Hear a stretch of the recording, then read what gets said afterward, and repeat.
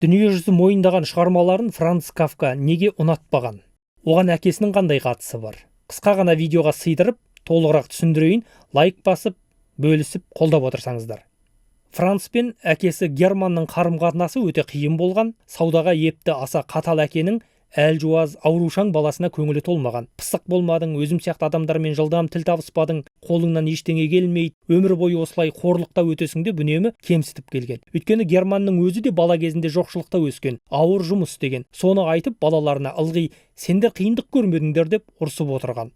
Герман ұлы Францтың жазушылыққа да ден қойғанын құптамаған, оны керексіз шаруа деп санаған. Кафка кейін ержеткенде әкесіне хат жазады және оны жеткізіп беруді сұрап анасына табыстайды. Хатында әкесінен неге әлі күнге қорқатынын түсіндіреді. Бірақ ол хат әкесіне бармаған, анасы хат тым ауыр деп ұлына жұбату айтып кері қайтарып жіберген. Бұған қарап Кафка әкесін жек көрді деп кесіп айтуға болмайды. Хатта жазушы әкесінен қатты қорықса да іштей жақсы көретіні байқалады. Алайда әкесінің ұлына осы қарым-қатынасы жазушының шығармаларында көрініс тапқан дейді әдебиет зерттеушілері.